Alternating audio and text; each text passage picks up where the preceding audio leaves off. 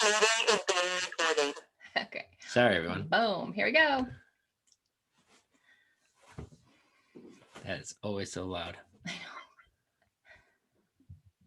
Welcome, everyone. Yes. Hello, as we are joining in here. Thanks so much for coming. As always, we encourage networking at any of our events. So if you want to take a moment and say hello in the comments, where are you? Where do you invest? And if you have an Instagram handle, it's one of our favorite ways to connect. Drop it down there below. Yeah, I love to see where everybody's coming from, what part of the country you're in. I think we even have some in our own hometown, which is kind of cool. Yeah. So we're kind of excited just to show what it is that we do when we talk to sellers. You know, how do we make deals and what does this process look like, right? And that's what most folks want to know. Sometimes, just like any other thing, you're going to hear more no's than you hear yeses, and that's okay. But what happens is what happens when you do have a yes, and what does that look like? What does it sound like? How does that conversation go?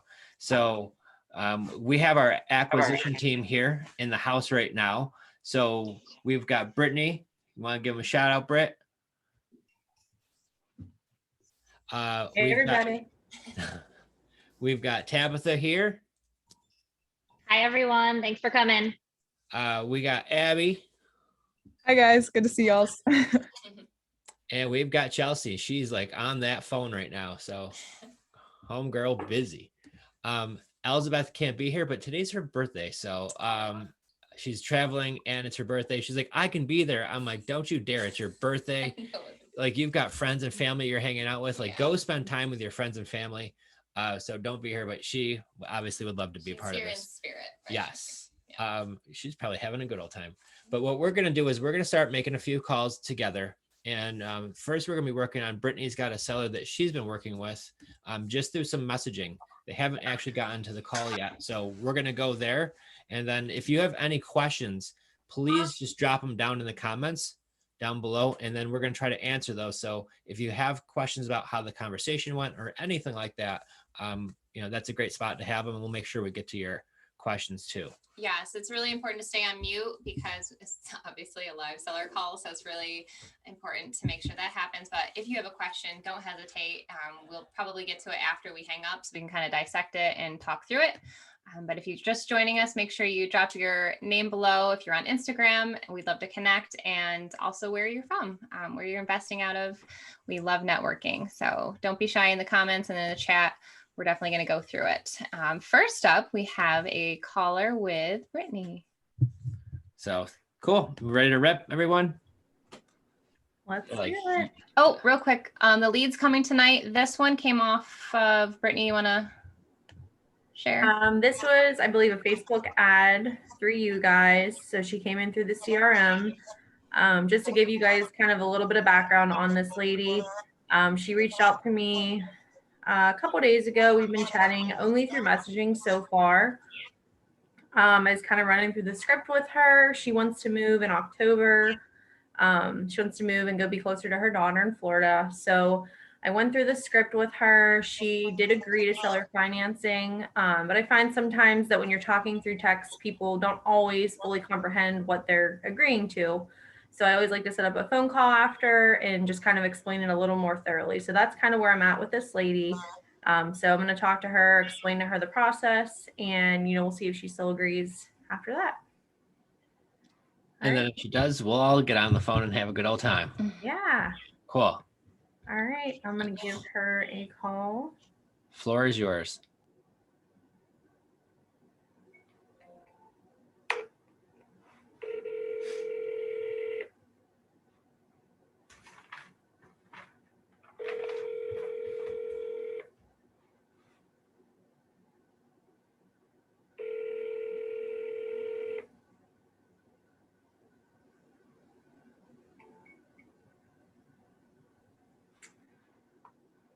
All right. Hold on. So you'll see, guys, when you call sellers, you're going to sometimes have to call them 2 times, 3 times in a row. Sometimes you might shoot them a text right after. There are plenty of times where we have scheduled like, hey, we'll call you at this time, and they don't. For some reason, something happens. The dog, you know, is out back and they're out back with the dog, or, you know, they're doing something. Sometimes if you've got little ones like we do, they could be busy with kids. So the best thing if you are working with sellers that we love is you try to reach out to them and say, hey, I'll call you shortly, so they know. And even when you do that, like Brittany does, sometimes they still don't answer. And we might have, I don't want to talk too much while she's dialing. I'll get back to you soon. All right, I think I actually told her earlier it would be between 7:30 and 8. So I'm gonna shoot her a text real quick and make sure she knows that it's me. And well, hopefully she'll answer me in a few minutes. I did talk to her earlier today and she said she was good to go for tonight. Cool. Also too, we might have one. We chatted earlier. We haven't been able to get through to her yet, but we might have one actually in the North Pole. So fingers crossed we could get them on the phone tonight. Actually, somebody in Alaska who has not lived in this house in 2 years. So that's always interesting. But they moved and they want to sell the house. So if we could get them on the phone tonight, that would definitely be a good one too. So who do we have in the house here? Yeah, just looking through. We've got Charleston. My mom lives down there. San Diego, Iowa, Massachusetts, DC, lots of places. Texas in the Philly, house. Ohio, Boston. Awesome. Arizona. Very cool. Even Minnesota. Look at that. Good. Well, good. I'm glad you guys are all come. Thanks a lot once again. All right. So Tabitha. Whoops. What are you doing? Made that way too big. Do you want to try to give a shot to one of yours, Tabitha? Yeah, I can see if she's available now. She did say closer to 8, but let me shoot her a text first and see if she's available. She asked if I text her before I call. Very cool. And I wonder, Chelsea's got one on the phone right now, so I'm dying to know how that's going because she's like got her conversation muted. And she just went off the screen too. Yeah. So part of when we're going to be making calls with sellers too, we have a formula of we like to ask them a lot of questions. And part of that question asking is you're really trying to find out about obviously the property itself and about what they're going through. What's the situation? And that's what's really going to be key. If you don't know why they want to sell, it's really hard to find out what their motivation is, right? And so for an example, the one that we're working with, these folks have moved out of state. The house literally is in Alaska and it's been vacant for 2 years. They've been making a mortgage payment and their pain point is, it's just a vacant home sitting there and it's just been a cash suck from them out of their account every single month. So these are one of these things when you know that why and you know their level of motivation, you can really help them out in a number of different ways. So there's a lot of times where you're going to listen to our conversations and we're going to offer folks cash most of the time, and every time first, we're always going to offer them creative financing because we could pay a lot more with creative financing if we could buy the house on terms. So there's a lot of times where folks say yes to that, believe it or not. And there are a lot of times even more where they say no to that. And if they do say no, it's not a dead lead. We're going to go to their cash question and find out what their best cash deal is. And there's a lot of times they actually look better for a cash deal. And there's a lot of times we're talking with the seller. We closed on one just yesterday. The initial conversation, Brittany worked with him, was that we were going to buy his house for $95,000 and he wanted $10,000 down and he would take payments for 9 months. And I said, hey, that sounds like a good deal. And then when I started looking at it and just doing a quicker flip, we just decided to just pay cash for it if we could get a little bit better deal. We closed on it yesterday. No, originally he wanted 100. We got it for 95. We just paid all cash for it. So we did that yesterday. We're in the process of just doing a clean out of the property and going to list it real quick back on the market. And these are some of the times where it looks to be, this might be better for a creative deal. And then it ends up being a better fix and flip or just a wholesale deal. And one that we actually, because we were away on vacation last week, the same kind of concept happened where folks reached out to us.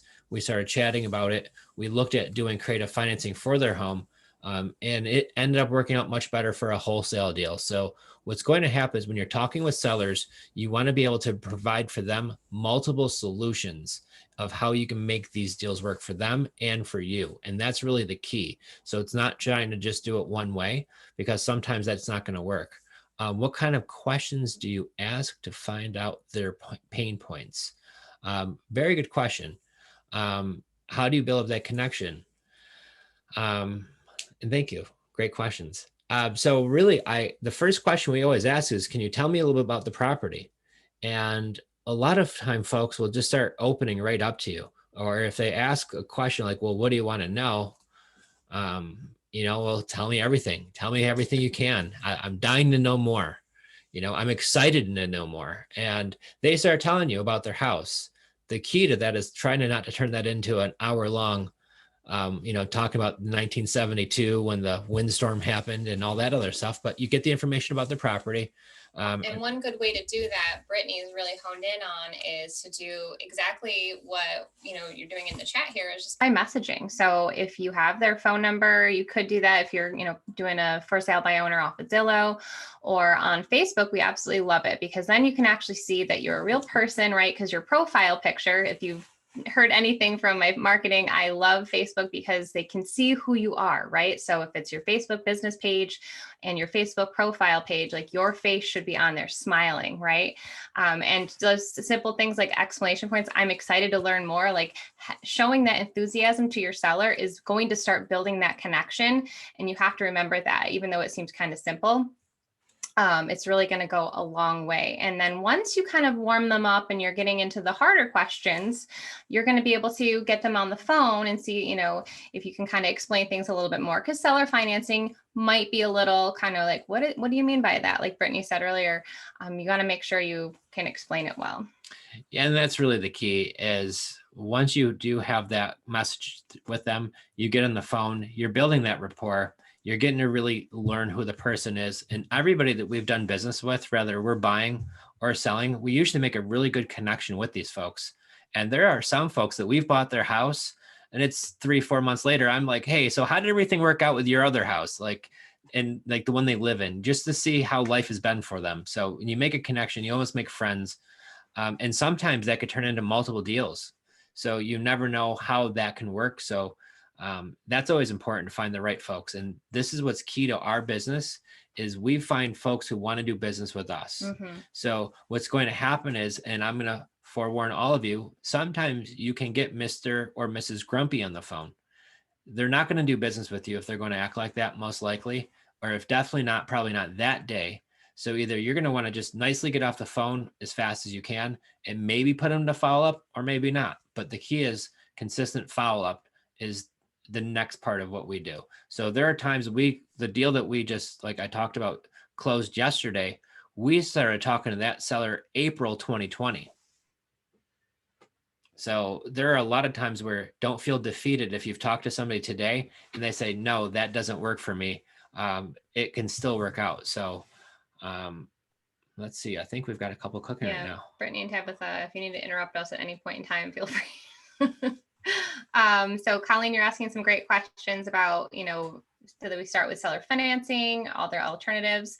The way in which we've developed our script is really formulaic, because you don't want to just go right to like a really loaded question. You want to kind of get a feel for where they're at, what's going on with the property. And can I tell them about the freebie next week? Like confusion. It's okay. How are you tonight? I'm great. How are you? I'm doing very well, thank you. Thank you for your flexibility when we've been trying to play phone tag the last 2 days. Yeah, my oldest son is graduating this week, so it's been a little funky for me. Oh, that's so exciting. Congratulations. Thank you. So He's where the last of 3. he's what, the last of 3? Yeah. Oh geez, where's he heading to? He's not quite sure. Well, sometimes that's more exciting than having a plan, Right. So where in Florida does your daughter live? She lives in Hillard. Oh, I have no idea where that is. It's near the Florida-Georgia line. Oh, okay. Well, that's exciting. Do you have a place that you're planning to move in yet, or are you just kind of starting to look right now? Well, I've been looking. Can you help me with that or no? We can try. We do buy houses in Florida, so we could possibly have one to sell too. But first we got to get you out of your house. So let's talk about that a little bit. So Okay. you're thinking October. Is that just because you need time to find a place, or is there any particular? Yeah, Okay. yeah, that's why.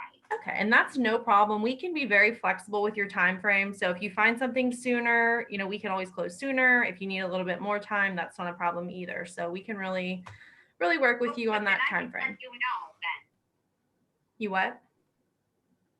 I can message you and let you know that we can do it sooner. Oh yeah, absolutely. Once we have all the paperwork done, that obviously takes about 30 to 45 days, but once all that's in, if you're ready to close sooner, we can absolutely do that for you. Okay. Okay. All right. Perfect. So I know you said you're looking in that 180 range. So what we would do is we would obviously, like I said, we do everything virtually. So we would set up like a walkthrough of your house on like a FaceTime call or a Zoom call. And that would be with my partners, Jen and Joe. And then, if everything looks okay and all the numbers work, then we can definitely work within that price range for you. And then, so like I was talking with you, the way that we purchase our homes, so we would buy it from you exactly in as is condition, meaning we do not do any inspections. We will not ask you to fix anything. I know your house sounds like it's in pretty good condition, so we won't have hopefully much to do there. But, if there was, we wouldn't ask you to fix it. And one of the nice things is we actually work with a lot of sellers who are moving out of state and they don't want to take all of their stuff with them. So if you want to kind of take what's important to you and leave the rest, we can take care of that as well. Oh, nice. A lot of people really like that option. And then Beautiful option. so what we would do is we would cover all of your closing costs as well. So you wouldn't have to pay any of those, which is typically a few $1,000s. And, obviously you're not going through a realtor. We're actually buying it directly. So that saves you that 6% there as well. Right. Okay. And then, so like I was explaining to you, we purchase our homes through the seller financing. So basically what that means is that we would agree on that top price, like I said, all the other things that we talked about. And then what we do is we just take over making your mortgage payments on your behalf for a period of time. And we would continue to make those. It won't be very long. It's typically a few years because what we do on our end is we work with lease purchase buyers who are people who are looking to purchase a home. They just need a little bit of time to get qualified for a mortgage. So we screen them very thoroughly. We get them qualified. And then once they do, they purchase the home from us. And that's our goal, is to get it cashed out as soon as possible because that's how we're making our money as well. Okay. Okay. Yeah. Do you have any questions or anything I can answer for you? Trying to think here. I know it's a little much at first, but it's really actually very, very simple. It'll probably be one of the simplest sales you'll ever have. From this point, we do that walkthrough and then it's just the paperwork. What I wanted to ask you is if I said, okay, let's just do it. Mm-hmm. How long would you give me to get out of here? As long as you need. Like I said, we are flexible. We can work with you. That's not a problem at all. So if you want to close in October, that's fine. If you want to close in August, that's fine. If you want to wait till December, we'll work with you. It's not a problem at all. Okay. Because what I wanted to do is once we closed and I had the money, I wanted to be able to buy the next home. Okay.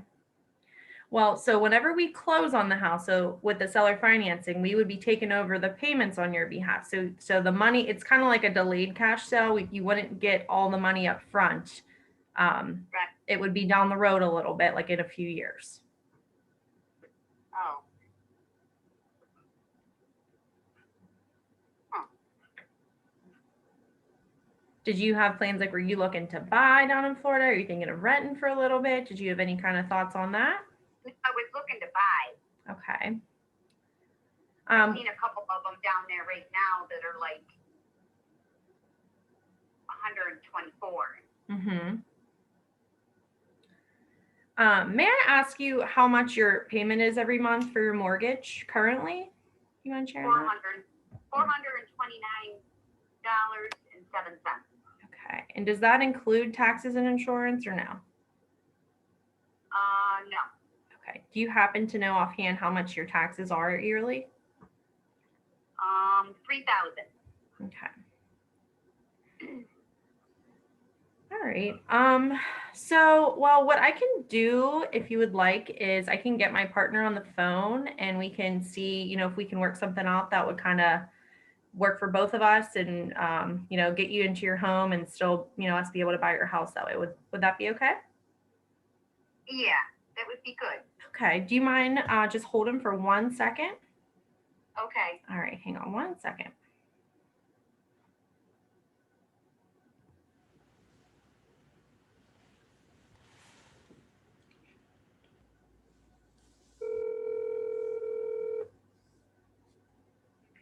Hello. Hey, How you doing? good. I'm going to merge you. Are you guys able to hear me okay? I have the sound down so she doesn't hear you guys talking. Can everybody hear us okay? Cool. Okay. All right. There's an I'm echo. going to mute myself when we merge just so it's not like echoing. Okay, cool. Okay. Hold on 1 second.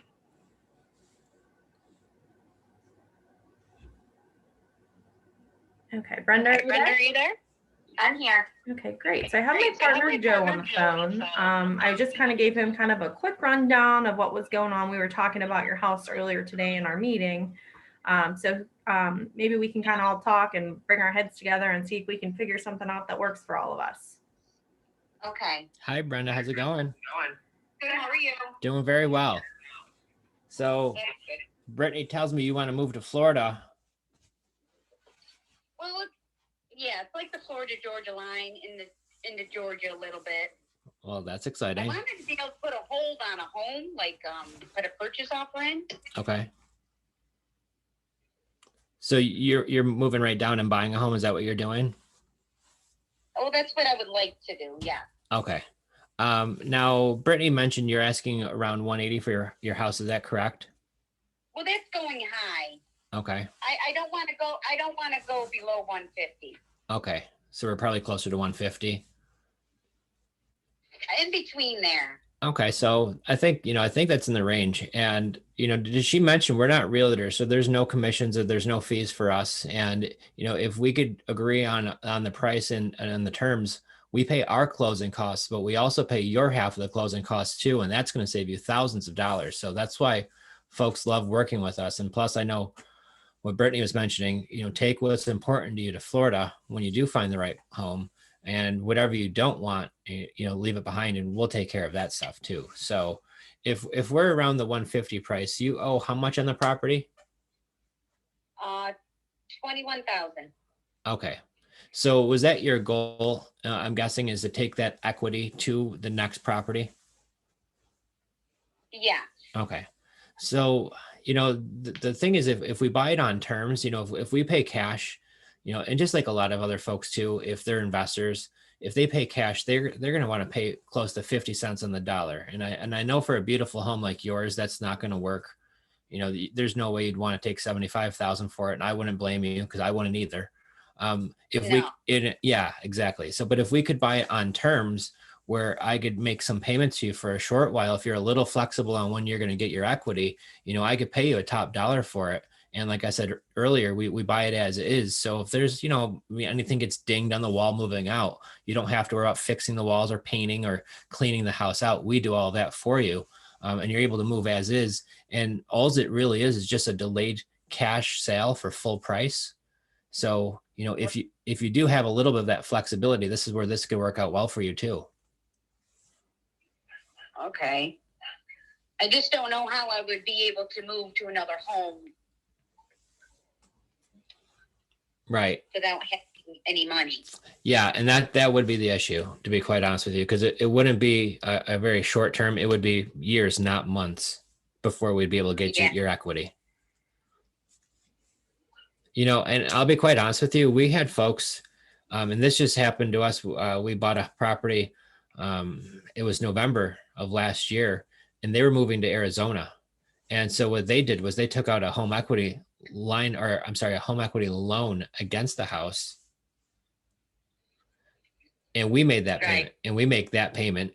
And they had some of their cash to leave and go to their new property down in Arizona. So that's sometimes a very easy way to be able to get your cash rates right now are fairly low, and you could take your equity now, and then once we do get it cashed out, there might be even a little bit more left in there for you, but still accomplish what you want to do is move when you're ready. I've had some folks do that and they loved it, and it was pretty easy. Mm-hmm. I'll have to think about that. Yeah, just an idea for you too. Yeah. And obviously we'd love to be able to either buy your house or if not, help you sell it one way or another, because that's the goal, is to get rid of the house. It's time to move to Florida. And if you keep on saying this too loud, Jen, my wife's sitting right next to me, and she's been wanting to move there because you know how those winters are here in upstate New York. They're atrocious. they're just tough, you know. They can be.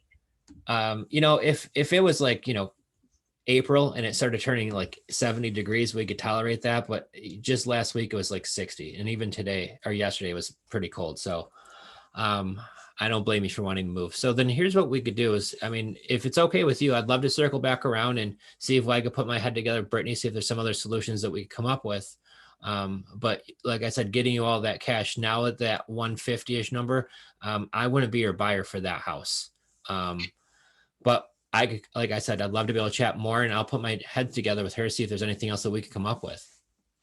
Okay. So when are you planning on actually moving? When's the big date you want to move, you think, roughly? Well, I didn't want to go through another winter. Right. So I was more October. Okay. Well, if we could end up buying your house, and part of the deal is you need a chaperone to bring you to Florida, you're talking to the right person. Don't try to, I could end up helping you out, but no, seriously, I would love to help you if we can. So I'll definitely keep in touch. If we can make it work for that time frame, I'd definitely be interested if we could work on the terms. So if you're definitely planning on moving and paying cash for another property, and you need the equity from this property to do that, if the home equity loan would work, then that's something we could take a look at. If it's something where you're just, not sure if that would work, then, I don't know if I could make that work for us too.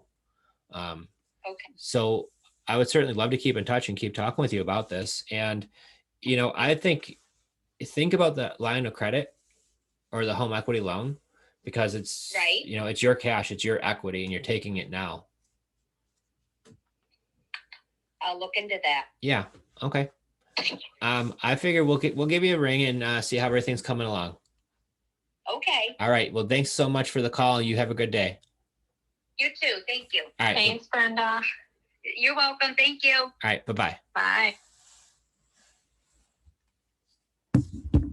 Perfect. Awesome. All right, cool. Great job, Brittany. Yes, great job. So I have a tactic. Once we're talking with the seller and you can hear it's not turning into a deal, at least not a deal today, just because it's not a deal right now doesn't mean it won't be one later on. I'm not going to spend an observant amount of time. That call was 7 minutes. And I timed myself. I really want to be around that. And I don't know why 6 minute is my thing.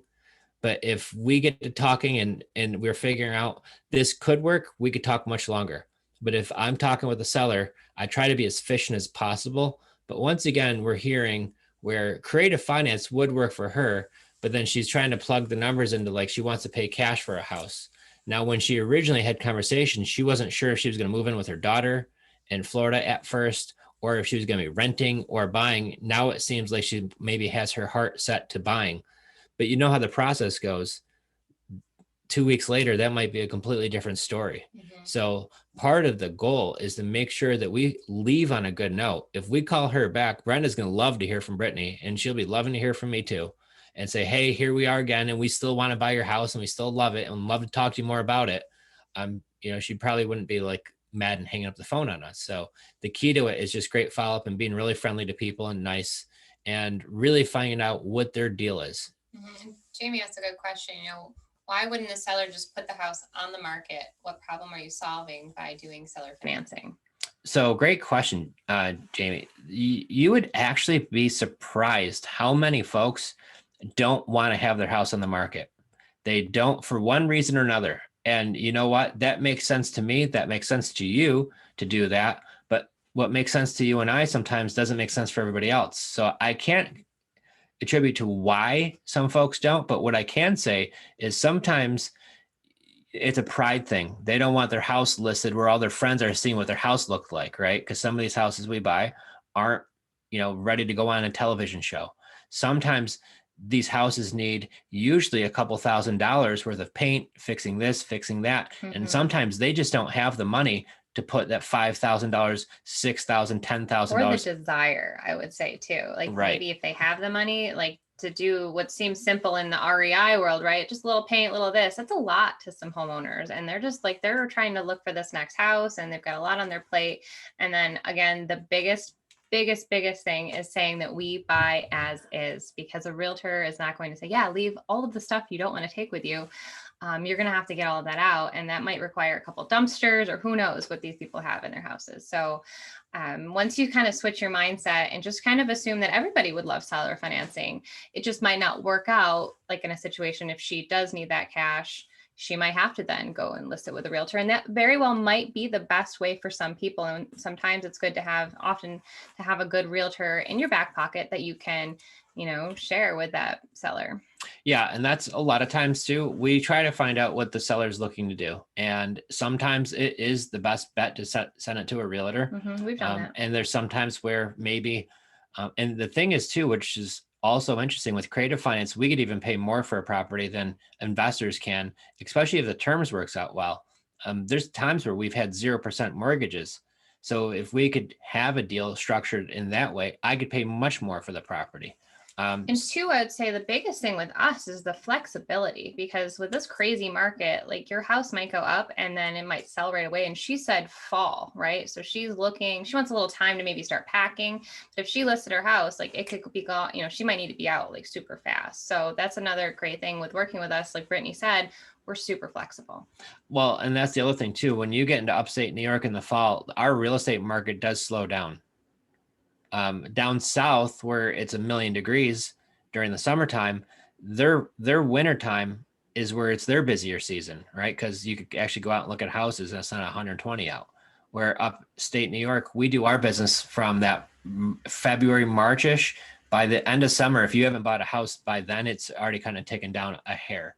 So when you're trying to list your house in the market where she is, and it's a very rural area, it might not sell right away. So these are why we do the follow-up, because what she says now might be a completely different situation down the road. And I will give you a quick example of the one we just bought. It's in Ogdensburg, New York.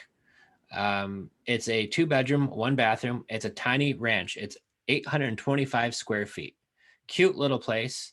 Got a metal roof, 2-car garage. And the folks just bought it August of 2020. They moved from North Carolina to Ogdensburg, New York, which is like northern New York State. Like you're on it's actually on the Canadian border. Canada at that point. And Southerners moved to the most coldest place on earth besides Alaska. And they said they hate it up there and they want to move back down to South Carolina. So they want to be further south now. They just bought it 10 months ago. They wanted to sell it and make it easy. They reached out to us through our marketing. We gave them a few $1,000s for move out money. We paid their closing cost and they got to sell their house as is and they loved it. Now, while they lived there, actually did some upgrades to the property because they were contractors by trade. So they did a couple nice things to it and then left. So we just signed the paperwork and they get to leave Sunday is their big day. So sometimes folks just want to have that ease of call, say, I want to be able to sell my house and then move quick. And sometimes when you put them on the market, they do sell quick. Sometimes they don't. Right. So I always dial back to that 1 in the hand is always worth 2 in the bush. And when I'm calling you and I want to buy your house on terms, I'm that 1 in the hand. If we could agree on terms, I'm a buyer and I'm buying properties. We buy 5 or 6 deals a month sometimes. Sometimes it's 2 or 3. It all depends on the month. But we buy multiple deals every single month. And with that being the case, you're talking to a serious buyer. So that 1 in the hand is what I make sure they understand versus the 2 in the bush idea. So sometimes it's just that easy. Tabitha, did you have one? Yep, I am ready. She's ready. So I'll give her a call. Just a little background on the lady I'm talking to. She bought her house back in 2017 and she's selling because she's currently in foreclosure. So she wants to sell around the end of August. Her home's, it's a 4-bed, 1-bath. It's a little under half an acre with some additional living space that has a garage that was converted. So she said it just needs some cosmetic updates and some paint, but she is behind about 90, or her total payoff is around 90,000. Okay. And she wasn't sure of the exact back amount, but it's a significant payment that she's behind because she's been in foreclosure for quite a while. Okay. Do we know if it's a chapter 13 or a chapter 7? She did not. Oh no, I'm say. sorry. You're talking foreclosure. I'm sorry. Yeah. Okay. Yep. Two different ones. And I asked her because I said when she bought it back in 2017, she paid 58. And I was like, am I missing something? Did you? And she said, no, that's just how long she's been in foreclosure that the fees have added up. So we shall see. Let's get her on the phone. Let's at least talk to her about the short sale process. Yeah. All right, let's do it. 1 minute.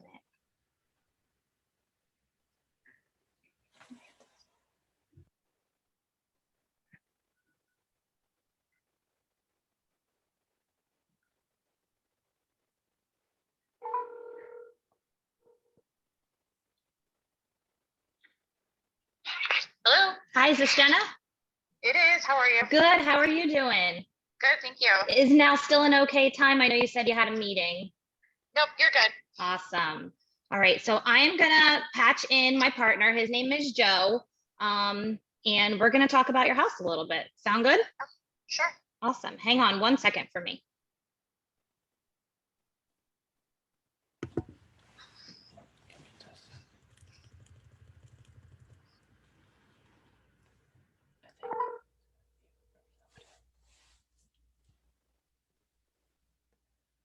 Hello. Hello. Hi. Hi. All right. I'm going to merge this call. Okay.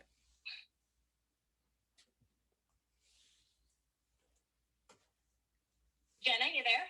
I'm here. Awesome. Okay. I have my partner on the phone. His name's Joe. Hey, Jenna. Hey, how are you? Good. How are you? Good, thank you. I've been chatting with Tabitha about your house, and I'd love to try to help you out if we can. She was kind of, going through the situation about, you just bought it a few years ago and you're going through the foreclosure process. Can you just fill me in a little bit of like the time frame of it all? Do you know when that started and whatnot? August 2018. Okay. And what bank is it financed through? Right now the current lender is Flagstar. 5-Star Bank? Flagstar. Oh, Flagstar. FLAG. Yep. Okay. Okay. So they started the foreclosure process, but have they gave you an option for a short sale? Have you attempted that route yet? I just sent paperwork in. I'm just waiting for that to come back. Okay. Because up until, a little while ago, we were still trying to continue to stay in the house. Okay. But we just basically reached out and we're not, we don't want to stay in the house. For health purposes, it just doesn't, I have a member of the household that cannot tolerate the stairs. Okay. And there only being one bathroom in the house and being it downstairs and then upstairs with bedrooms, and it's unable to do it physically anymore. So I need to find something that's one story. Okay. Yeah, that makes sense. If you're trying to go downstairs and just for the bathroom and whatnot. Okay, that makes sense. Have you guys figured out a new place to move to? Yeah, we were one day from closing a couple months ago, and then our seller backed out on us, so we've been back on the market since then looking, but we're hoping to be wrapped up by August. Okay. Cool. Where are you guys moving to? It's still nearby, just within 10-15 miles of where we are now. Oh, okay. Yeah, I'm in Rochester. One of my good buddies lives in Albion. Yeah, no, we're looking to get closer to Holly because that's where my kids are in school. Oh, okay, awesome. So you guys have you talked to the bank about a time frame? Have they asked you to leave yet or any of that, or? We originally had a auction sale date, but it was back in holy cow, like March of last year. But then obviously we went through, again, more process of mitigation to try and do modification and different things. They became really interested in trying to help us modify the loan, but not really.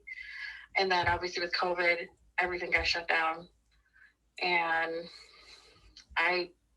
honestly, it's probably not it shouldn't technically become active again to be put back on foreclosure sale until after August 31st, because that's when the federal guideline lifts.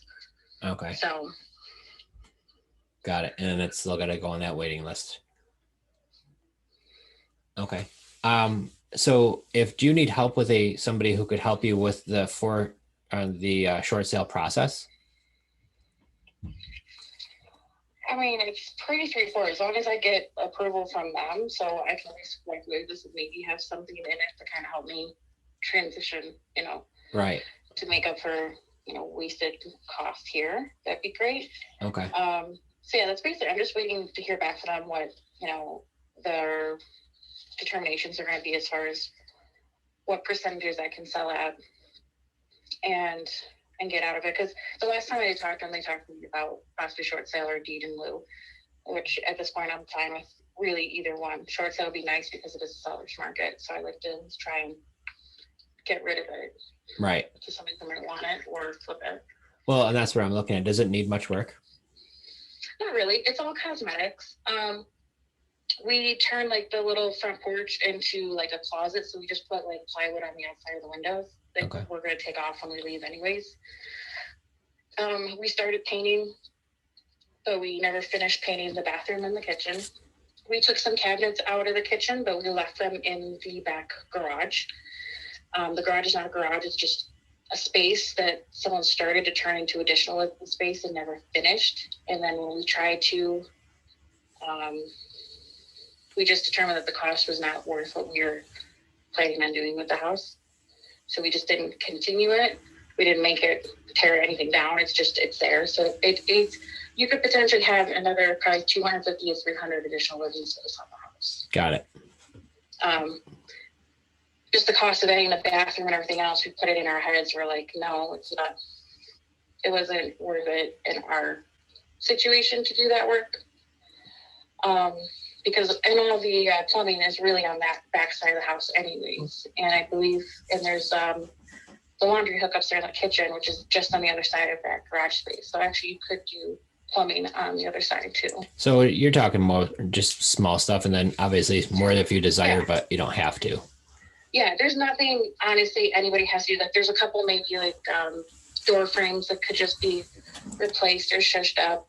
Then why don't we do this? Then why don't we keep in touch with you? I love to see how this works out, because if they do give you that approval, I mean, I'm definitely interested in buying if we can. Okay. A lot of times with the short sale process too, they might need to get a punch list of everything that needs to get done to it. Sure. So if you do need to have that done, I do have contractors in the area who could get, work on a quote and put that together too. Okay. Because sometimes the bank might require that if they're going to do a short sale, they need to figure out what does the property need to have done. Yeah. So I guess, and honestly, most of the stuff that we have here, it's kind of pretty much what it was when we got it. And our loan was a USDA, so we had to go through that process as far as making sure it was mortgageable. Okay. So, I mean, I know the outside is good because we went through that process. And you bought it for how much was it?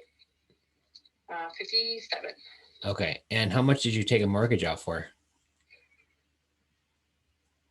Actually, I think we bought it for 53. The mortgage was 57. Okay. Something around that. Okay. It was pretty close to it. And they say you owe 90 now? Yeah. Okay. Wonderful. Yeah, it's all the back fees. Okay. It's all the back fees stuff. Yep. Well, they could sometimes make that work if they're looking to sell a house. All right. Then I say let's keep in touch. Okay. You've got our phone number too, and I'll make sure myself and Tabitha keep in touch with you, see how the process is coming along, and we'd love to help you out if we can. Okay. Now, as far as your guys' process, how does that work? If we're going to buy it, there's a few different ways we would do it. In this situation, if it's the case that it's going to be in a foreclosure and have to be a cash deal, we would just write a check for it. Or if it's not us, one of our investor buddies would, because we work with a lot of different people in the area. Okay. Okay. Yeah, 'cause like I said, my goal is to get it down to a price that's reasonable for whoever to buy, and hopefully maybe walk away with a little bit so I can use it towards the next house. So, because obviously the market has been ridiculous, so Yeah. overspend to buy there. Right. Yeah. Totally. Okay. Yeah. Well, then, when do you think you'll have an update from the bank? Have they give you a time frame? They have not given me a time frame yet. I'm due to check up with them on Friday. Cool. That's what I have my calendar to check up with them. So Awesome. hopefully I should know something soon. I would imagine. I know they've been flagging my credit recently as viewing it as a possibility of a short sale deed in lieu. So Okay. they changed the credit status to that. So I was like, okay, so they're looking at it. All right, perfect. That's good news. So then we'll probably follow back up, say, end of this week, next week sometime, and we'll see how that's coming along. And if, like I said, we could help, I'd love to help. Perfect. I think that's wonderful. Thank you so much for chatting with me tonight. Awesome. Well, Jenna, you have a great night, and we'll chat soon. Thank you. Thank you. Bye. Beautiful. There we go. Nice job, Tabitha. Very nice. So when we listen in that situation, everybody, if we could buy a house on a short sale, we have before, where the bank will give it a huge discount. And a lot of times what they'll want to do is list it with a realtor. So if you have a realtor that could take that down as a short sale, what they'll do is they'll put it on the market and have it immediately sold for that price. So that's what a lot of realtors do. But you could buy it for a short sale and get a heck of a deal on the property. A lot of times what they're going to want to have is a detailed list of every little single thing the house needs to get done to it to justify the pricing, which we'll have people go to do that and give them a quote.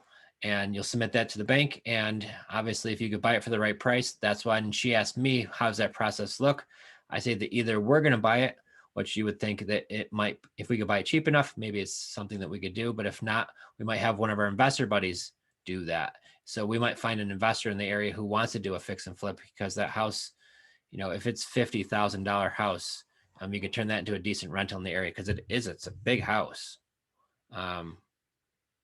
What was it? Hold on, I want to just pull it up. So it's a 4-bedroom, 1-bathroom, 1,777 square feet. So not a monster, but it's a fair size house. It's got a garage, which she's saying that she could add another 200 to 300 square feet if you wanted to have that additional living space. If not, put a car in there and turn it back into a garage. Choice is yours. But it's in a fair size lot too. So nicely done. Okay, cool. I think we have time for maybe one more. At 8 o'clock, she's got a. 8 o'clock. Is Alaska in the same time zone? Alaska one at 8 o'clock. So. And what's the one you got coming at 8 o'clock? Can we talk about that real quick, Brett? Yes. So this lady, her husband was in the military and they were stationed in Alaska. This is quite a while ago. They said they've been trying to sell this house for 10 years. But I guess wherever the location is, I know it's North Pole, that they haven't been able to. So they were renting it off and on. It has been vacant for the last 2 years. The last tenants that lived there didn't leave it in the greatest condition. But they said that, I guess the military base there is expanding and they need more housing, but they just don't have the money to put into the house for what it needs. And they don't really have a lot of equity in the house either. So they live on the East Coast, and her husband is actually disabled from the Army. So they're having a really hard time paying both mortgages. So this house, a couple of things we noticed, because I've been looking it up. What is this? What does a house in the North Pole look like? It's just a ranch, right? It's not like there's no reindeer out front, nothing like that. It's in a really rural place in Alaska. If anybody takes a chance to Google North Pole, but there are houses there. So with this situation, what I always do is when I get something like this, I go right on Zillow and I want to look at the history, see if there's any listings on there. And the listing I see for this property is that they were renting it for $1,500 a month.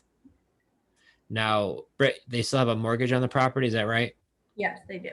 And what's their monthly payment? That I don't have.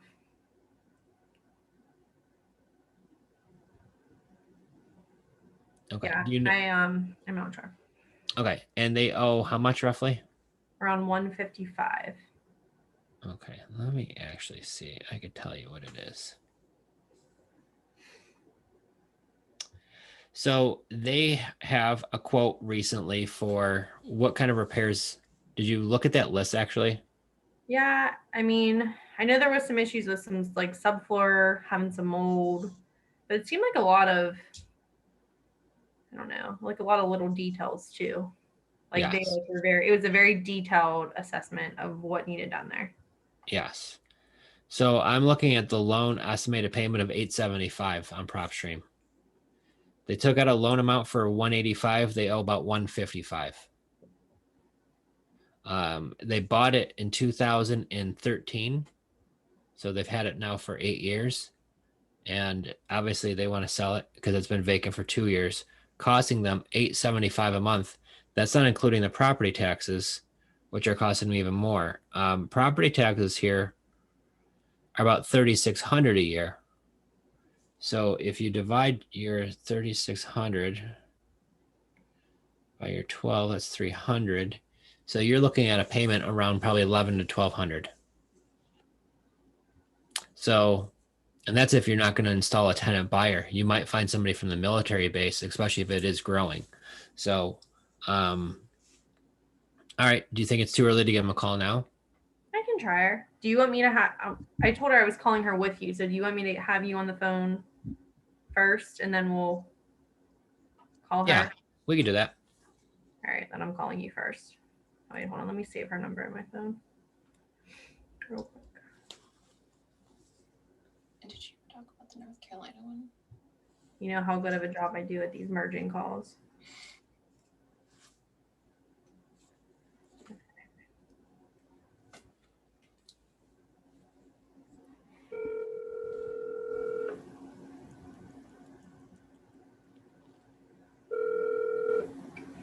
Hello.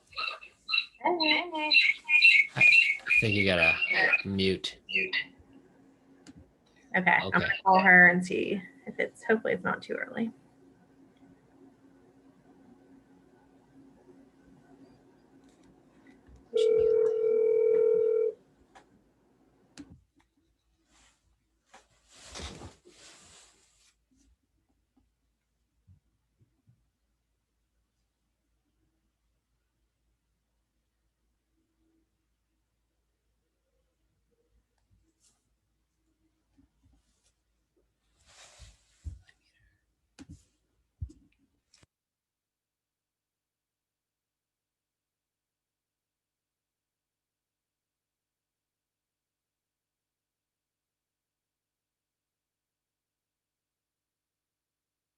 Are you there?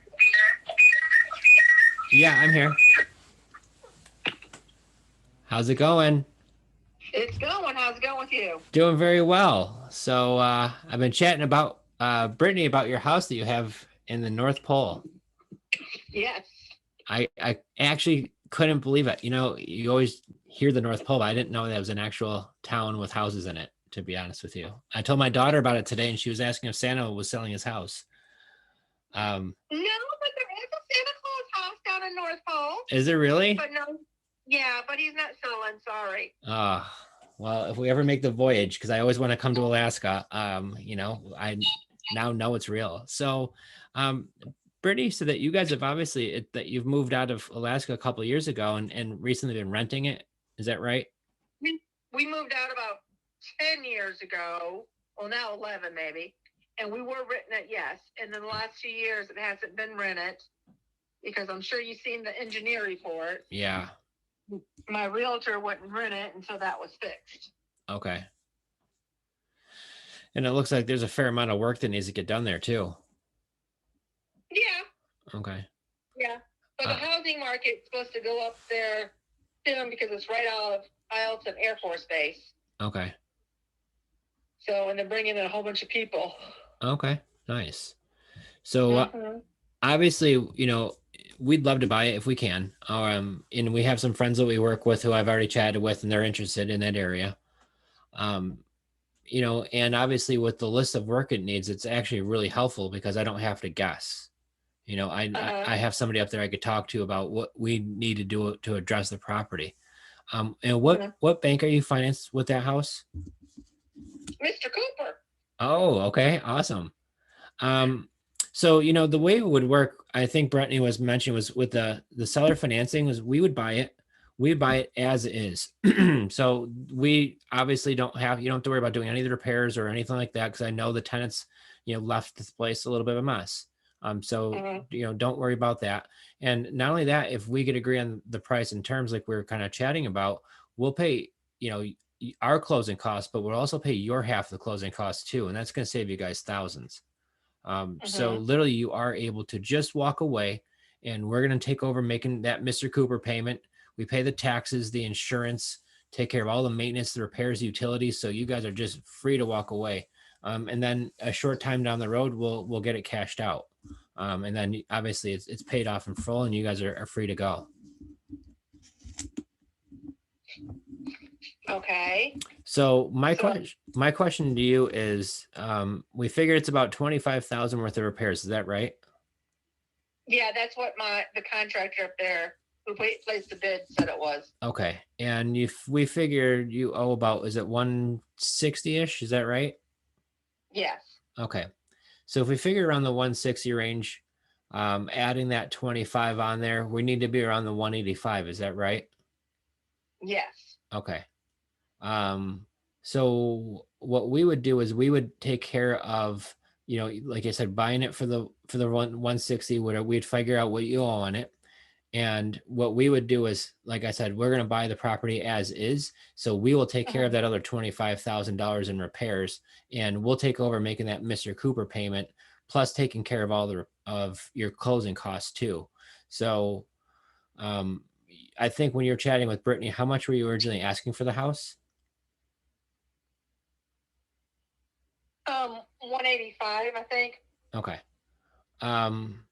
What do you think when all the work is done to the property, what it's worth? Because it's really hard to find some, good ideas up there. It's really rural. Well, right now they're saying the property value is supposed to going up tenfold. So, with Zillow and the other housing things, right now it says my property is worth 210,000. So Zillow thinks 210. Yeah. Okay. So, and then it's supposed to increase even more because there's supposed to be over 20,000 Air Force personnel coming up there within the next year. Oh, wow. And Eielson Air Force Base does not have enough housing. And Okay. we are literally 2 minutes out of the front gate of Eielson Air Force Base. Okay. It's good to know. All right. So then let me go to the drawing board as far as this goes. But if we're around that 180 price, or maybe even a little bit better than that if we can, and we take over making your payment until we get you cashed out down the road, are you okay with that? So that means the loan would still be in my name, but you guys are just taking over payments? Yep.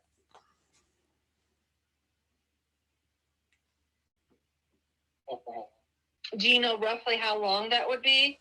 Well, what Because we're trying to also reduce our debit to income too. right. My husband's a disabled veteran. Oh, okay. Yeah, I totally understand that. And so what we would do is I don't know if Brittany mentioned, but we work with folks who are actually going to want to buy the house a short time down the road.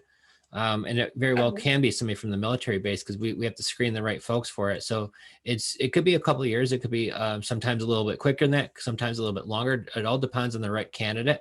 But what our goal is to obviously take care of all of the payments. So, that's not, it's all being taken care of, and the property's being taken care of too, because if, it's just sitting up there by itself, houses, they just over time, and I don't know what it is about them. If they stay empty, just things could happen. So we take care of all of that while we are making that payment. So make sure it stays beautiful. Cause from the pictures I've seen online, they look to be pretty nice. Yeah, because, we had to keep the heat on all year long just because of the winters up there, because I guess houses expand and everything else. So the contractor recommended us to keep the heat going all year long. What's the utility bill there per month during the winter? Just curious. Well, with no one living there, it was like $85 a month. And then when we were living there, it was a family of 5 of us. It ran about $250 a month. Wow. If that, I mean, sometimes it was less, sometimes more. And then there's a fuel tank in the back where you had to fill up the fuel. Okay. As well, because the furnace runs off the fuel. Okay. That's not terrible at all. And they're actually hooking up city water to it now. So, because wonderful Eielson Air Force Base basically poisoned the land there. So the Air Force Base is actually installing the water from North Pole. They're piping it up and building all the pipes, and I don't know, I'm not an engineer person, but putting all that in to everybody there. Okay. No kidding. Mm-hmm. Wow. Now, do you have a septic? I do. Does that freeze? No. Because it's just so far underground. None of the pipes freeze or, I mean, I don't know. I know that you guys probably get really, I mean, we're in upstate New York, so we get some pretty cold temperatures, but it's, you know, it's still not Alaska. So I had to check. I don't know. No, actually, Alaska is a dry cold. Okay. The way where we were. Now down in Anchorage, it's a wetter cold. Okay. So up in Fairbanks, you can't even make a snowball or anything else. Oh, it's because that. the snow was so dry. Yeah, it's powder. Mm-hmm. Okay. But the northern lights are beautiful up there. You can go out the front porch and just watch them. Wow. You know, one day that's my goals. I want to experience that. I've been to 38 states in America, and there's 12 more, and Alaska is one of them. My wife, probably have to drag her there because she's more of a tropical gal, but I want to go to every state, so including Alaska. So I'm looking forward to dragging her there with me. Well, you know, it doesn't stay dark 24 hours like people think. And during the summer, the summer solstice will be coming up pretty soon. It'll be actually 24 hours of daylight. Wow. That's the time to go. I mean, exactly. 11:30 at night, you don't even know it. Nope. The first summer we moved up there, yeah, we had friends, we had partied with our neighbors, and the next thing we knew, we had to go to work. I could see that happening. Oh, wow. Oh. And then plus you're in Alaska, so why not, right? Exactly. Why not? Yeah. Well, I mean, hey, if we can make this work, maybe this is worth a trip taking the family up there next. You never know. You never know. So I guess my question is, yeah, the loan would stay in your name for a short time. We're going to make sure those payments stay on time. So keeps obviously your husband's credit score really good and high. And then once we get it cashed out, we just give you guys a call and say, hey, everything's being paid off. Okay. And then, of course, you guys would keep the extra funds if you sold it for more, right? Yes, that's how we get paid. And that's when we get paid is when we get you paid off too. So that's why it's in our best interest to make sure we move it along as good as we can. Uh-huh. Okay. Okay. So my husband's sitting over here shaking his head. Up and down or left and right? He's up and down. Okay. Okay, good. So here's what I'm going to do. I'm going to reach out to a couple of my investor buddies who I'm going to probably team up with on this too. But this sounds like a win-win. Now, does the contractor, when he was there, I got to look in the report because I looked over the report. Does he have a contact information on there too, just in case we need to get a hold of him with any questions that we might have? Yeah, there's a contact number on there. Okay, good. His name's Trevor. All right, good. Yeah. Just in case we need to get a hold of Trevor too. Maybe if it's even scheduling for some of these repairs that need to get done. How did you personally get in touch with Trevor? Is it through the realtor? Yeah, it was through Summer and Associates, my realtor that was up there. Okay. Yeah. And when you were renting it a few years ago, how much were you getting per month? We were getting $1,200 a month. Okay. $1,200 a month. And was that including any utilities? No. No. Okay. So no utilities, no nothing. So when you were charging $1,200 a month back then, was it hard to find renters there in the North Pole? No, I mean, that was actually our low end. Before that, we were getting between $1,800 and $1,500 a month. Okay. What did you The last one was on the low end because we were doing it at that time he didn't want the realtor involved because he was actually supposed to take over our loan for us. He was doing, and we're working with our Mr. Cooper and everything was all set. And then he came down with cancer and it's 4th stage, and he had to come back to the lower 48. Oh no. So that fell through. I'm sorry to hear So that. we put up there ever since. Yeah. Okay. Well, I think we can make this a lot easier too. So, do you think he's got any more updated pictures of the property? Because I'm sure you haven't been there in a long time. Actually, the ones I sent Brittany, Mm-hmm. were just taken. I had my neighbor from next door get my key out of the lockbox and go in and take pictures. Oh, awesome. Okay, good. And I wasn't sure if Yeah. those were how updated those were. Okay, good. So then here's where are you guys in the US now? We are in North Carolina. Oh boy. Okay, awesome. The other place my wife wants to move to. I don't know. It's hot and humid down here. Yeah, but I'd rather go to Alaska. There's no humidity up there. No snakes. Yeah. No spiders. Yeah, there's nothing trying to eat you up there besides bear. And that's it. Moose. We had a moose give birth to 2 twins in our backyard. Wow. So, hey. Yeah, no kidding. We come up to the window and check everything out. National Geographic going on in the backyard. How awesome is that? I mean, it's Alaska. Exactly. You never know what you're gonna get. Exactly. Wow, that's exciting. Well, good. I'm really glad that we could chat tonight. So, how about this? Let me do a little bit of legwork on my end, and then if we could connect tomorrow, I'd love to be able to give you guys a call if there's a certain time that works well for you. And let's see. I'm sorry, not tomorrow. Tomorrow I've got meetings. Friday, if that's okay. Okay. Where we could touch base again, and I'm going to actually chat with some of my friends, show them what we kind of talked about, and see how we're going to make this work for you guys. Okay. Awesome. And then maybe, you never know, we could go up there and see a bear or some moose or something crazy. That'd be a fun There time. you Okay, good. So is there a certain time that works well for you Friday? Friday, probably. Trying to think of my work schedule. How about around 7? How's that for you? Okay. I'll put it right in my phone for Okay. and I'll give you guys a call 7 o'clock on Friday. Okay. Awesome. All right. Well, thank you so much for your time, and we'll chat then.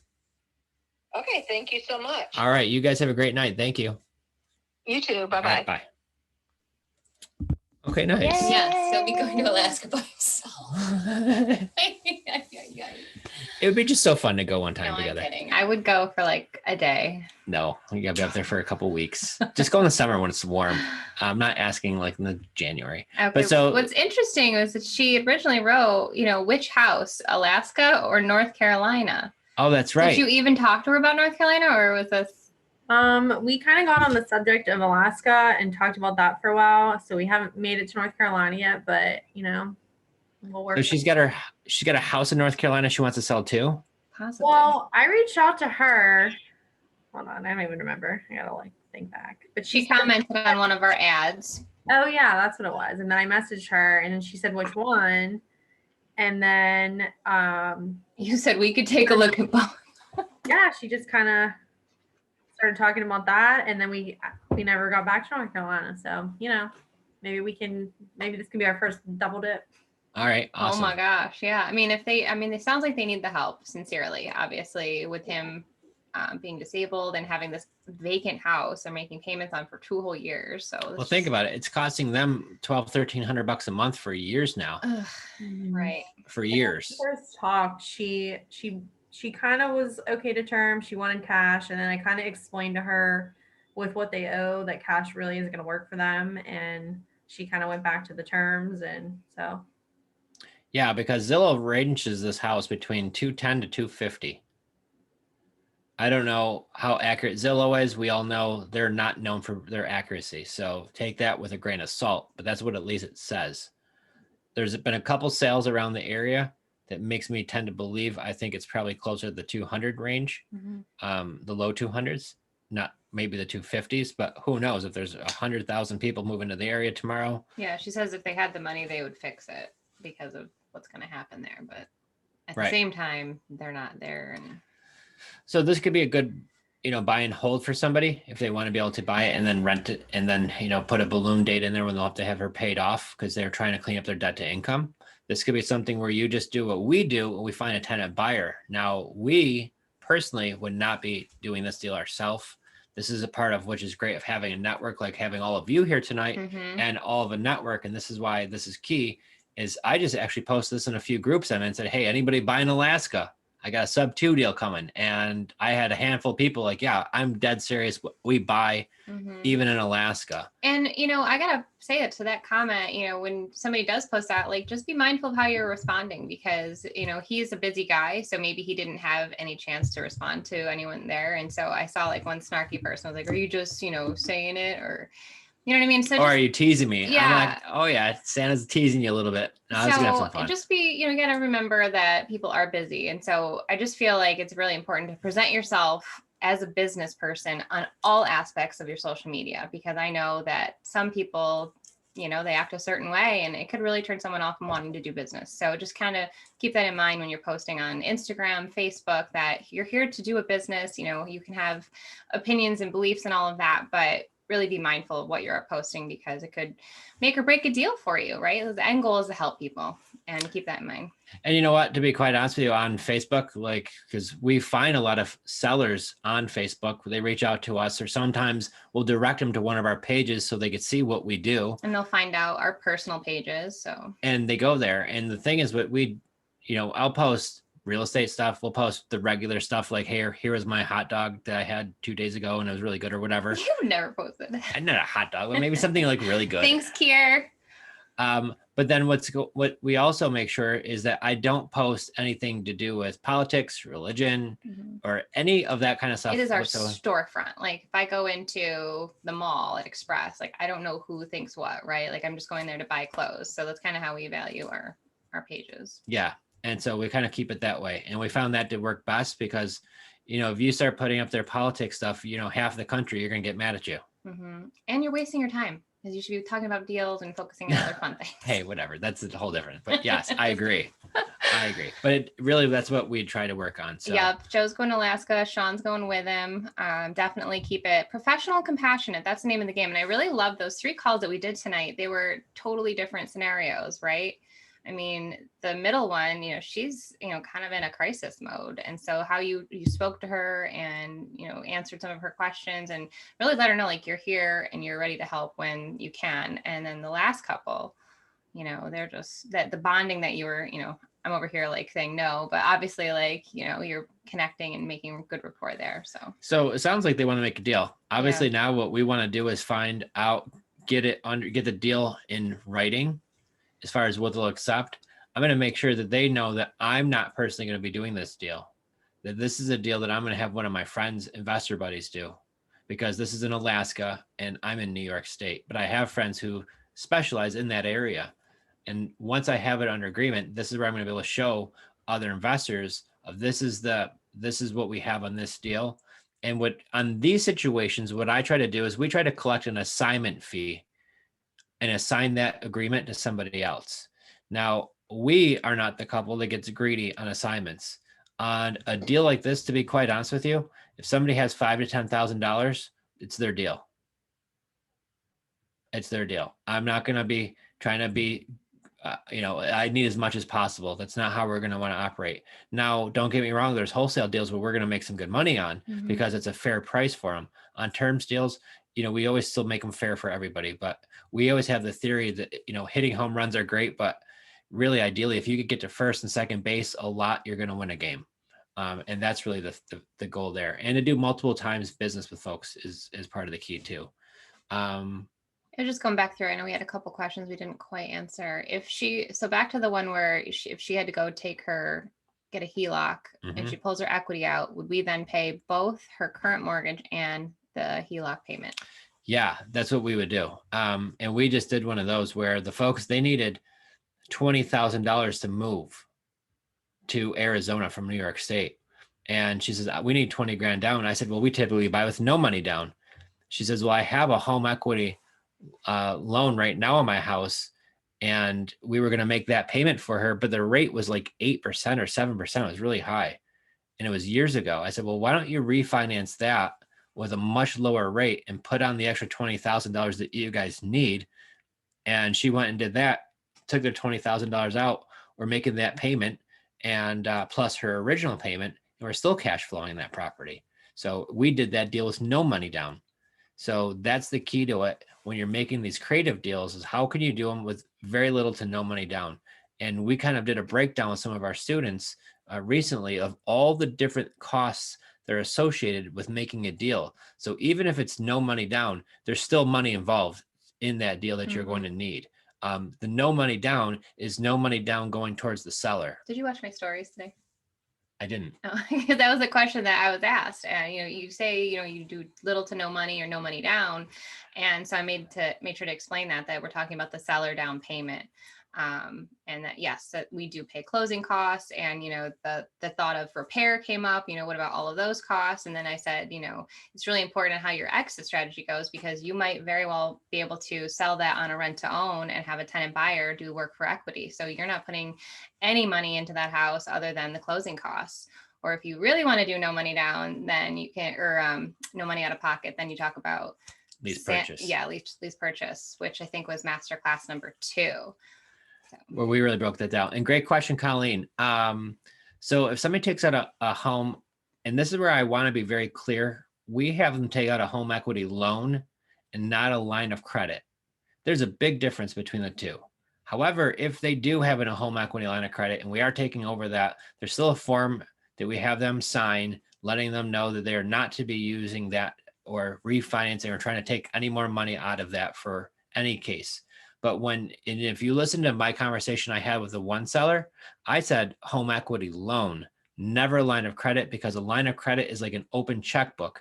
They give her a line of credit for $20,000, $80,000, and she says, I only want 40, and she takes out 40, but then something happens and she needs the other 20. She could use that later on down the road. With a home equity loan, she would actually have to reapply for that process. It's really important to know the difference. So a line of credit versus a loan are two different things. Just be very aware. If there is a line of credit, there is a promissory note form that you have them sign that says they're not going to be using that money or tapping into it. And make sure that you do handle that if you do on those creative deals, if you're going to take that over. But these are ways that you can back into deals with getting the seller to get their objective, where ours needed money for her new house. And if she does that, if she looks into that and that's something she's comfortable with and wants to go ahead with that, then we could talk to her more about it. But if she needs all cash and she needs it now to buy her next property, we're not her buyer. And, as much as we would love to help, how we can help the best is by following up with her in 30 days and see how everything's moving along. And maybe down the road, she decides, like she thought originally, that she might move in with her daughter. And she might live with the daughter for a couple of years before she buys her next house. So if that's an option, we could talk more. And I saw the conversation too, like finding a house in Florida might be a little harder than she's anticipating, so I would definitely, obviously I know Brittany will follow up with her. She's very good with that. Having a nice system, following up with the sellers and just kind of keeping in touch, because things change all of the time. And I wanted to backtrack too, before Brittany hopped on that call, I was kind of going through, Colleen had some great questions, and it was leading me to next Wednesday, guys, we are doing our masterclass. We do them once a month. It's an incredible deal, and it is high time. It's been most requested. We're doing the art of negotiation, and what better to give away with that as our freebie/PDF that you're getting is our opening call script. So the script that all of our team uses to make those calls, you'll be having that included. And this is going to be the art of negotiating, right? Which is crazy about creative finance with wholesaling or with fix and flips. You figure out what it's worth. You buy it for 50 cents on the dollar. Self-explanatory. We could go over that in a whole different class if you really want to, but that's how that works.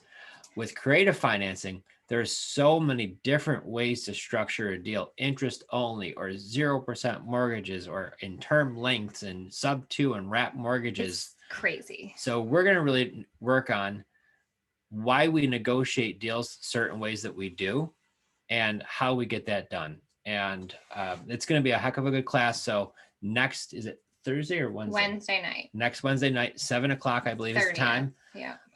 So that 7 is p.m. Eastern. And that is you will get our scripts for attending that. You also will get a live Q&A after. So we always have a great after party where we kind of just unmute everybody. And yeah, the first hour is pretty, I don't want to say formal, but we do a presentation where it's kind of walks you through, we're teaching you, right? And then the after party / live Q&A is only available if you join us live. For that, it's $99, and it's just an incredible time to be able to connect and network. And like I said, ask those questions, because if you have them, somebody else probably does too. And then what we'll do is it will be available after the fact on our website, but we do remove the live Q&A. So that's kind of like the bonus of coming live and be able to be with everybody. Yeah, and you can check more of that out at creativefinanceplaybook.com, and you'll see a lot of those are on there already. And it's just cool website. Thank you, Kara. Yeah, she hopped off. But how many leads are we getting each day? It honestly fluctuates. So there's two ways. There's many ways actually we get leads. I think she meant like sponsored. So if we run sponsored ads, it could be 1, it could be 2, it could be 3, it could be 0 per day. Mm-hmm. It all depends. Usually it's about 10 to 15 a week. Right. I would say is the average. Now we've also came up with a lot of ways that we are fishing for leads as well. So that could be talking with other investors where they can't have the deals work out for them.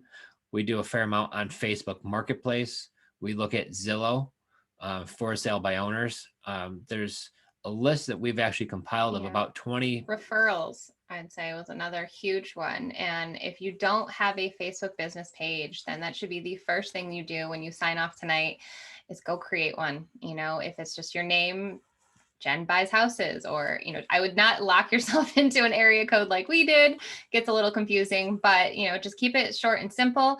Put your beautiful face on there as the picture and just start posting, because that is where you could get free leads coming to you without even having to run sponsored posts. We've had some really great success stories of students getting some great leads coming in through just people sharing on Facebook, hitting that little share button and having their face showing that they buy houses, and they give $1,000 for referral. And you just never know who's going to click on that and see it and who you're going to be able to help. And I will be quite honest with you guys. We advertise for free on just our Facebook pages, though, that we pay $1,000 for any referral that we buy. Now, some of you might think, well, $1,000, that's a lot of money. And that is a lot of money. But if you're going to make $5, $10, $20, $50,000, sometimes potentially even more, then it's gladly worth paying $1,000. But what's going to happen is what we've noticed from our own studies. Once we said we'll pay $250 for any referral, it was crickets. Once we said bumped it to 500, we went all the way up to 500, and still really not much at all. And then once we went to 1,000 people, there's a comma in that check, right? And I think that comma gets people excited. And we start getting, I can't tell you now the amount of referrals. I've got people that anybody sells a house on Facebook across America, they tag me in them constantly. Or people driving around town, they see a for sale by owner sign, they stop, they take a picture, they know that if we buy it, they get $1,000. So, you know, it's worth telling everybody, you know, what it is that you're doing and what you can offer. Yeah. And, you know, the best part about it is with our folks that want to do our rent to own program, we've got a good size following there. We let them know if there's any areas you're looking in and you see this for sale by owner house, send us that. And that could be $1,000 for you, but also could be your future home too. So you really almost have a lot of people kind of helping you out, working with you. So that's what's awesome about it. So referrals are huge. Facebook is great. Letting everybody really know what it is you do. You have a lot of friends on social media and in real life. And if you let them know simply just what you do for a living, a lot of folks will come out of the woodwork and help you. Folks you just can't be shy. Like, you have to make noise because we live in a noisy world, right? So like, you're scrolling through Instagram, you're scrolling through Facebook and on YouTube, like there's all these things coming at us all the time. And if you just continually do it, you know, don't go crazy if you don't have the time. That's not what I'm saying, but definitely just be persistent and make sure it's happening. I would say minimum 5 times a week that you're putting out there different posting, that you're, you know, in Facebook groups or on your personal page, on your business page.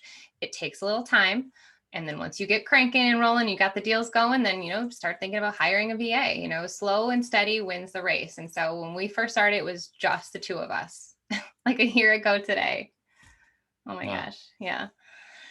So, and that's what it's like being determined. 1 year ago, I was actually in the hospital right now. I didn't know it, but my left lung collapsed spontaneously. And I had that happen. I was walking around like that for 2 weeks and didn't know. I knew it hurt, but I thought it was my back was a really bad muscle pull until I had a CT scan for my stomach. And they said, wait, don't worry about your stomach. Your left lung collapsed. You need to get to the emergency room. So just an interesting story. I'm in the hospital. I've got not one, but 2 chest tubes in me. I Yeah. might share the No, 1 year no, the video. Nobody wants to see it. I videoed them pulling it out. It's like a lawnmower when you pull them. That's what happens. But either way, what happened was we had a deal that we were closing and we were buying a house on terms. Our sellers were moving to North It Carolina was our first one during the pandemic. And that day where we were going to close, our governor of New York State allowed 1 visitor to the hospital at noon. So she's waiting in the lobby at like 11:30 to come up to my room. I'm FaceTiming with my lawyer in my hospital bed so he could see I'm actually signing, and I look rough, right? It's been days, and I've got 2 chest tubes in me. And so I'm signing the paperwork for this house, and that's how we made those deals work. So as crazy as life can be, we know it happens. It's having that determining, no matter what, we're going to figure out and make this happen and work for a seller. And it's that determination which can make you great at anything you want to be. So there might be some ugly cries and, just kind of trying to figure it all out and throwing the kids in the car and meeting my parents at the park because it's in the middle of the virus and nobody can go in anyone's houses and getting the papers and going. It was crazy, but I think about that moment and we want to share that because that was nuts. That was hard. And so, picking up the phone, talking to sellers is not hard, right? What's the worst they're going to say? No. So they might even call you a jerk. Yeah, I've been called a couple of things here and there. So, but that's as bad as it gets. It really is. So you would just move on and you really try to look for folks who want to help you. And that's really the name of the game. And this business is all about volume. You have to talk to people. Mm-hmm. And the more folks you talk to, the more that you're going to find they're going to need your help. So if you talk to 5 people and they all said no, well, that's probably going to happen. So don't be shocked. Yeah. Any other questions before we wrap up? You guys are awesome. I'm so excited that we got to connect tonight and that we had some good calls. Yeah, it was fun. And that's just a little snapshot of what we will do on a constant basis between our students, between our acquisition team. They get me on a lot of these closing calls, and I love to be on the phone talking with sellers and structuring deals. Mo was asking, how would the seller going through a Chapter 7 or 13 bankruptcy impact the deal when buying with seller financing? So that bankruptcy's got to be discharged first. So Chapter 7 bankruptcy is like 3-4 months, 5 months. They're quick. Once that bankruptcy is discharged, of the bankruptcy, if the mortgage wasn't part of it and they kept it outside of the bankruptcy, then you're going to be fine once it's discharged. Chapter 13 bankruptcy, that's a 5-year process. So at any point, they could include that in the bankruptcy. It's high risk. You could maybe try to get a buyout for it if the numbers work out right. But if they're in a Chapter 13, I generally try to stay clear of them. And maybe there's people who dive all into those. I don't know. But I generally try to stay clear of a Chapter 13 because it is a 5-year process.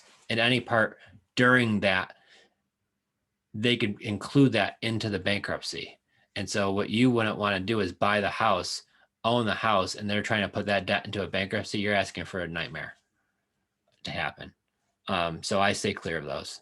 Now, but once again, if you could buy it for the right price on a cash deal and you could assign that to another investor and you could have the trustee for the bankruptcy allow the sale, that's a possibility.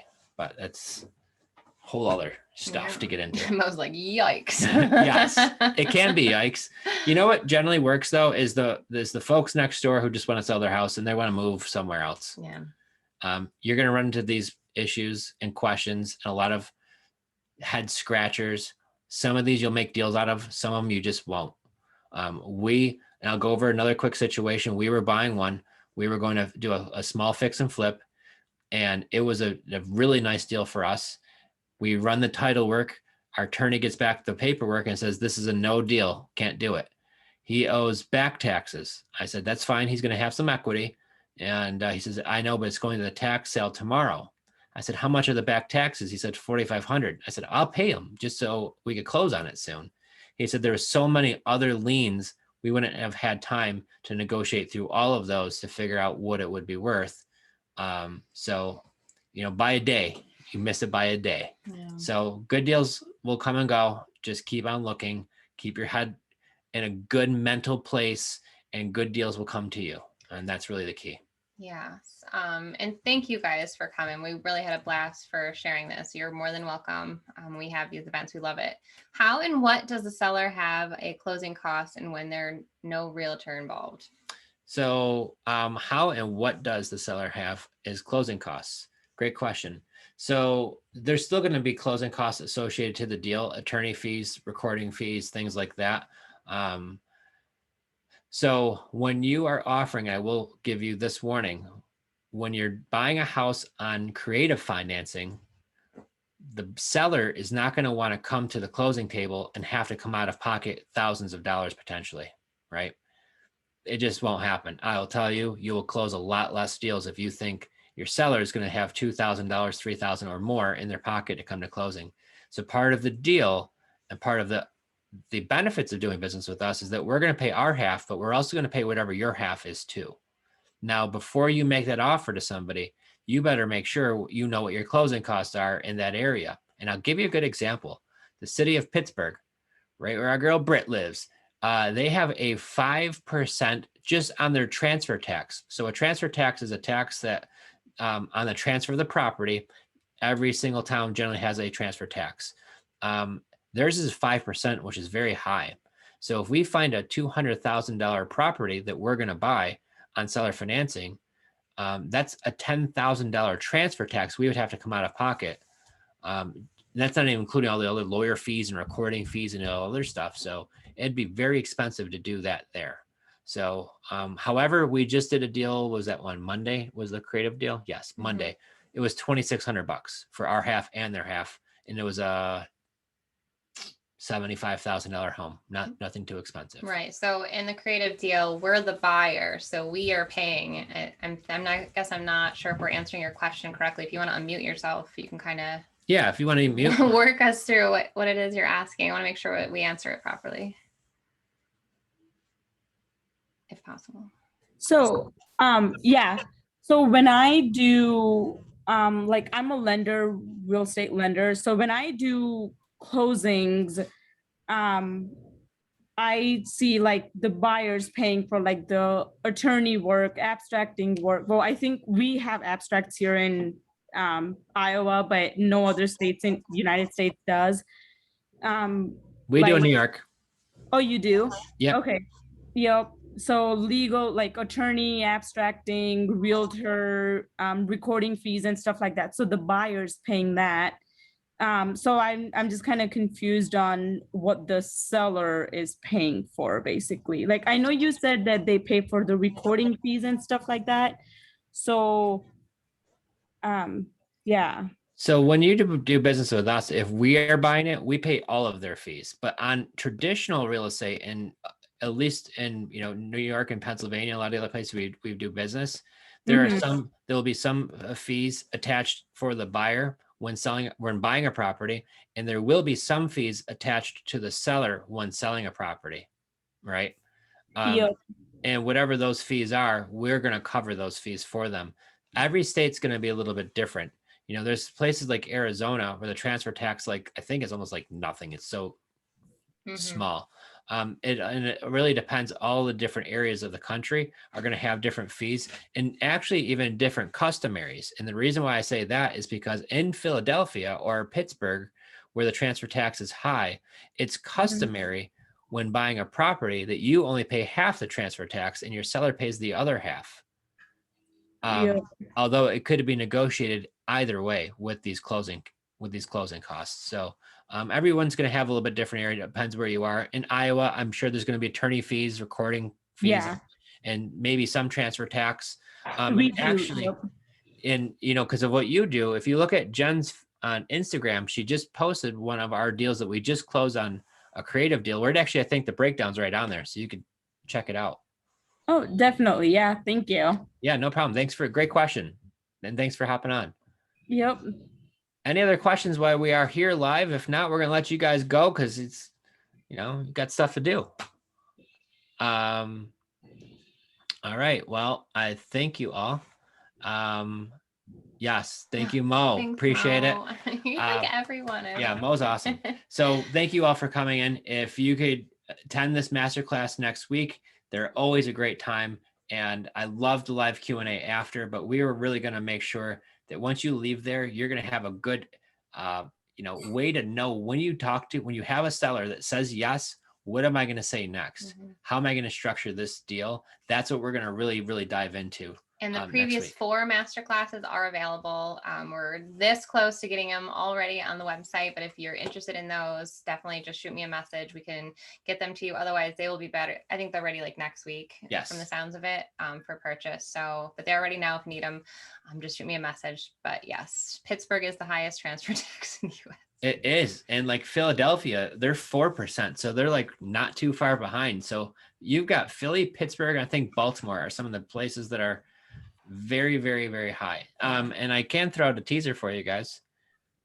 Should I give them a teaser for next week? Well, I was just going to say the masterclass, Laura's asking, where is it happening? There's a link I think it's either in my bio on Instagram, a Calendly link, and it's also on creativefinanceplaybook.com. It's all about masterclass number 5, the art of negotiation. You'll just pay right through PayPal is how that's set up. And so it'll send you the link to the Zoom. And then after our class is done, then we send you the PDF with the script. Yes. And so what's is also really What's cool is the teaser. Sometimes when I'm negotiating deals, and I'll give you an example with Pittsburgh, with Philly, things like that. If it's a deal that you want to buy it with Creative Finance, but you don't want to come out of pocket with all those closing costs, a simple way is, and I prefer to buy it with Creative Financing on a wrapped mortgage or subject to, because I like having that ownership of it. But there's lots of deals that we make where we're buying it with a lease purchase. And I love buying houses on lease purchase. Now, if you are in Texas, you can't do that. Texas, they're crazy down there. They give you like 6 months. Okay. So if you're in Texas, don't listen to this part. But anywhere else, you could buy a property on a lease purchase. We've bought several properties this way with not a dime out of pocket.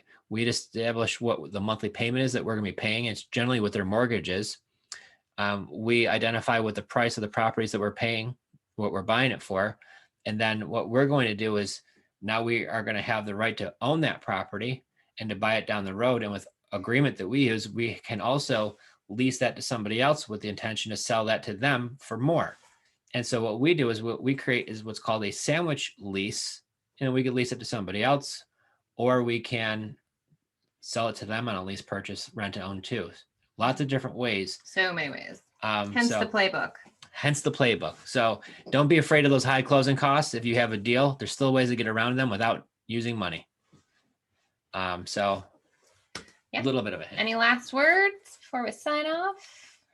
I know people are like, what did he just say? I know you just spun heads there. Sorry. But that's all more broken down. I think it was masterclass number 2. Yeah. Whatever one is like under 1K buying a property. Yes. All right, cool guys. Thank you so much. All right, we'll see our students tomorrow, bright and early. Yes, we're Or looking forward to later in that. the day, depending. And we'll see all the rest of you soon. Thanks so much, guys, for All right, tuning in. thank you. Have a great evening. Good night. Good night, all. Bye.